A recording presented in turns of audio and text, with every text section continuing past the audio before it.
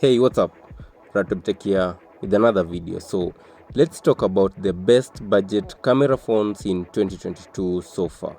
The most significant selling point of a smartphone today is the camera, and this does not matter whether the phone costs $100 or $1,500. From large companies like Sony, which sell pro camera smartphones for over $1,600 to Redmi's, Poco's, Realme's, and Nokia's that are budget centric. Before getting to the best budget camera phones in 2022, let's take a look at the key features to consider and what exactly influences the camera quality in a smartphone in 2022. Let's first understand the terminologies and what each specification means on a smartphone camera in 2022. Terminologies such as megapixel, OIS, HDR, and others are often thrown around when referring to smartphone cameras, and it can be very frustrating to understand all these or to even relate to, except for what most of us have come to believe, and that is higher or more megapixel means better camera quality, which is ideally correct and wrong at the same time. And here is why. For starters, megapixel refers to the number of small picture elements in a photo called pixels. These are usually really tiny dots or squares that make up a complete digital image. A million pixels are known as a megapixel. Remember that 1 megapixel contains a million pixels. As a result, a 16 megapixel picture has 16 million pixels. This is referred to as resolution. The better the resolution of a photograph produced by a smartphone camera, the more megapixel it poses. There are smartphone cameras with a higher megapixel count of up to 108 megapixel. However, don't be fooled by the high megapixel numbers, because megapixels themselves don't guarantee improved camera performance. There are several more aspects that influence image quality, and that brings us to the sensor size. This is the image sensor in a smartphone camera, which is a device that converts the light that enters the camera into a digital picture. It is essentially a substitute for a photographic film. The sensor size is significant since the larger the sensor, the more light is possibly received. The greater the picture quality, the more light it can get. Because of the size constraint of smartphone cameras, this is extremely crucial. Next, let's talk about the pixel size. This refers to the size of each pixel found on the sensor. When buying a phone for its camera, one of the most crucial factors to consider is the pixel size. A camera having a sensor with large pixel is more desired, since the larger the pixel, the more probable the camera will produce high quality images, normally measured in microns. And finally, let's talk about aperture. Aperture is often defined as the adjustable opening between the lens and the sensor that determines how much light reaches the sensor. The aperture width or narrowness is indicated in f numbers. A lower f-stop, e.g. f/2, indicates a larger aperture than a higher f number, e.g. f16. The lower the f-stop, the more light your smartphone camera can capture, and obviously more light means better picture. To learn more about camera specifications, check the link in the description. With that out of the way, here are the best budget camera phones in 2022, and this list contains phones from as low as $170 to a maximum of $500. Number 1 on the list is the Realme 9 Pro Plus. The photochromic design, responsive AMOLED screen, flagship grade camera, and super rapid charging sets the Realme Pro Plus apart. Realme's strength is offering powerful phones at low prices, and the Realme 9 Pro Plus is shaping up to be one of the finest mid-range options right now. Priced below $300, the only major downside is the lack of a micro SD card slot. Let's talk about the camera. On the rear, the Realme 9 Pro Plus boasts of a triple camera arrangement with a 50 megapixel OIS main, a 8 megapixel ultra-wide, and a 2 megapixel macro camera. There is also a 16 megapixel front-facing camera for taking selfies. The absence of a depth sensor on the rear is striking, but we'd gladly exchange it for an OIS. The Realme 9 Pro Plus primary camera is 50 megapixel with 1.0 pixels. The sensor is combined with a stabilized 6 elements 24mm with a 1.8 aperture. Let's talk about the photo quality. By default, the main camera saves 12.5 megapixel photos, which is excellent for this class. There is plenty of resolved, detailed, high contrast, mostly accurate white balance and no visible noise. Despite the auto HDR, the dynamic range is about average. Despite the clipped highlight, the image appears natural, though we would have traded some contrast for a slight dynamic boost if we could. The sharpening process does not sit well with us because the photos appear over sharpened in areas of high details, such as grass, couplets, decorations, branches, and buildings. Aside from that, the primary camera takes excellent photos. There is an AI option that will adjust settings based on automated scene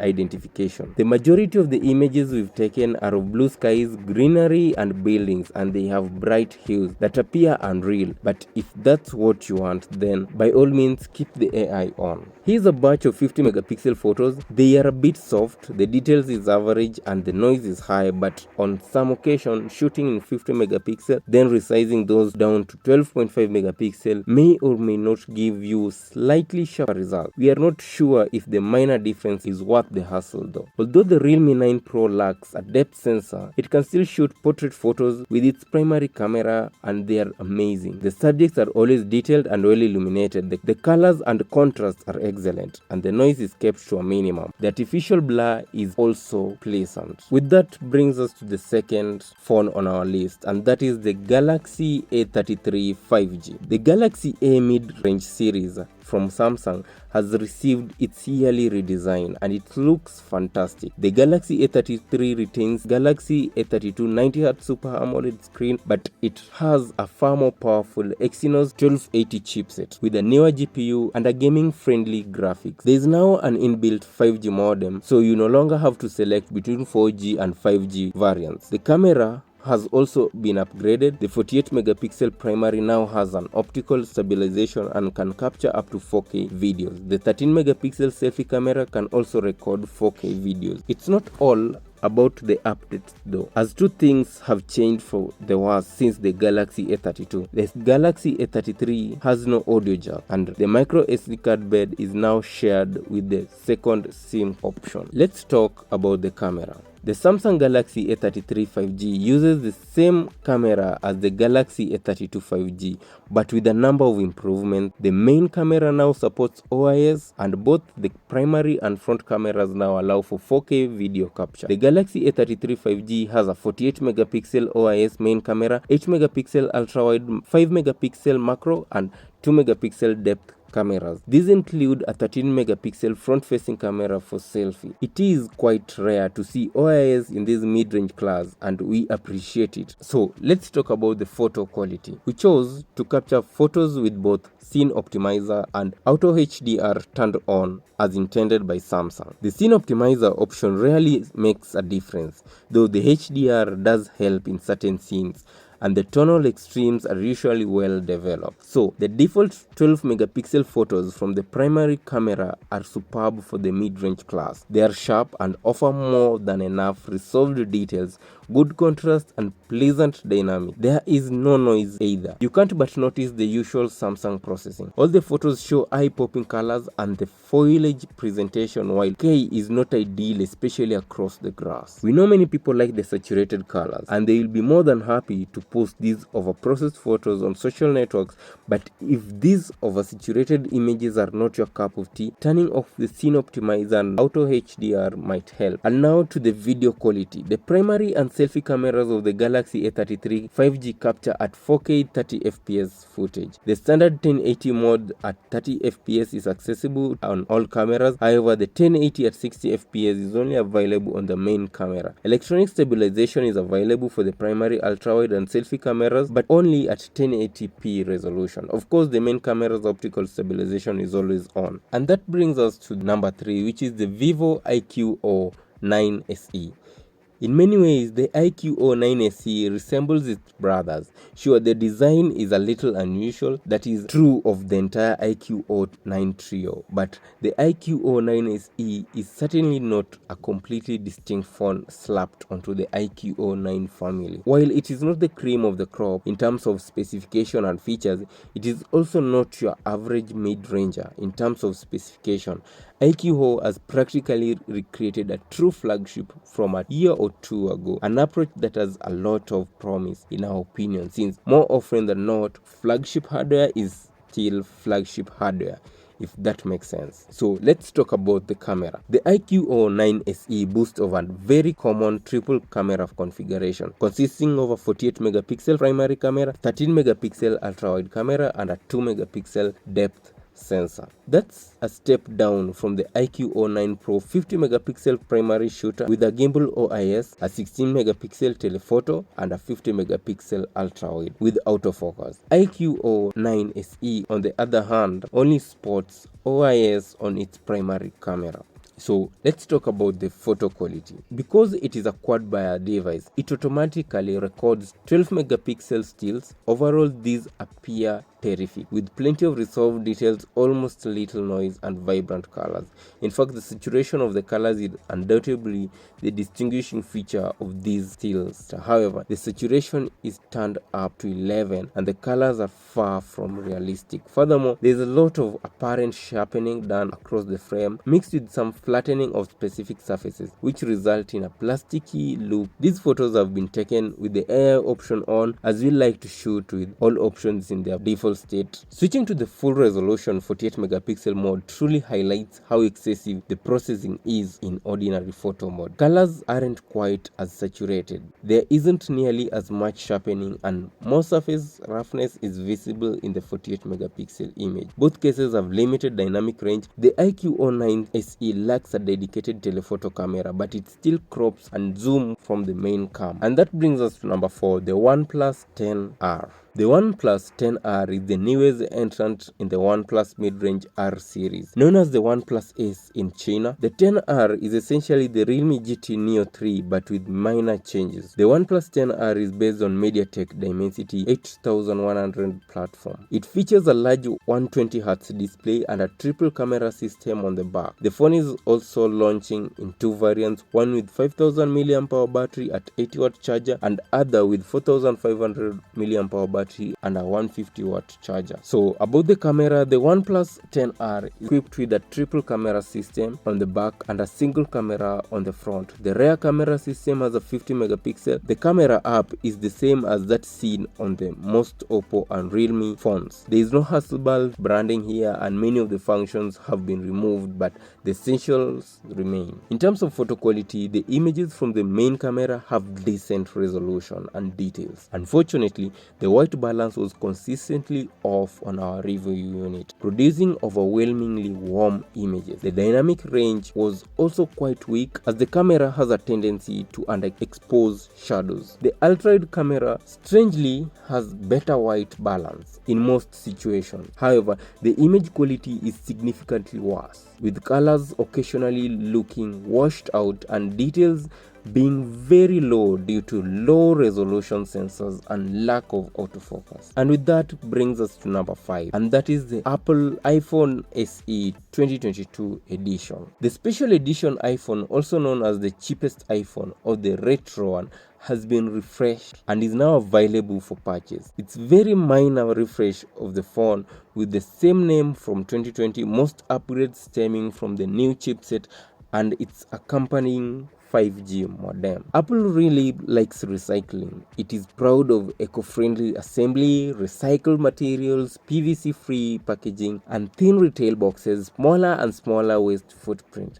But it also clearly very keen on recycling designs, as the third generation iPhone SE has the same exterior as the second generation SE from 2020 and the iPhone 8 from far back as 2017. Let's talk about the camera. The iPhone SE 2020 has the same 12 megapixel rear and 7 megapixel front cameras as the iPhone 8 and iPhone SE 2020.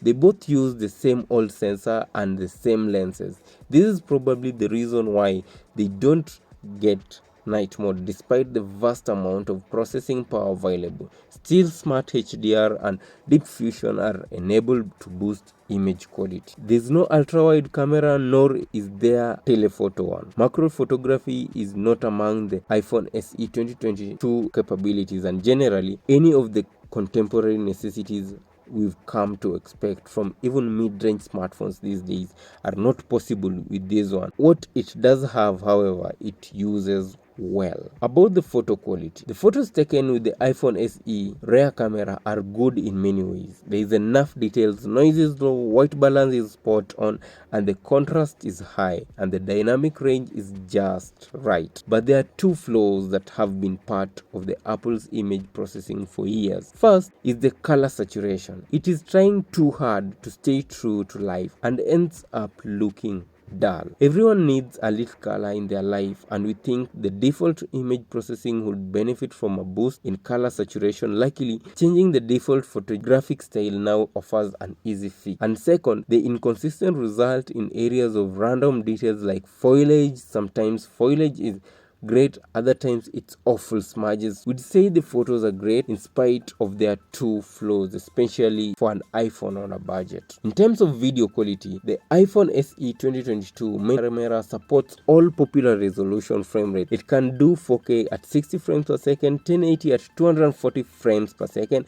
All of them are optically stabilized as usual. All modes also feature cinematic video stabilization and expanded dynamic range thanks to the smart HDR. The 4K videos from the rear camera is simply outstanding. The resolve details is plenty, the sharpness is just right, the noise is low, and the white balance and color presentation are on spot. The dynamic range is wide while the contrast doesn't suffer. Everything looks good. The foliage could be hit and miss as seen in the photos, but other than that, these are some really good 4K videos. In conclusion, if you reached the last part of this video, then you understand that the number of megapixels alone is never enough to validate a good camera, especially in a smartphone. This can be seen in the flagship segment too, where the likes of Samsung have used the same number of megapixels since the S20 to date. Each has a new look and feel. And on your next budget, try to get a better camera or a good deal on the link in the description. Thank you so much for watching, and I'll see you around. Peace.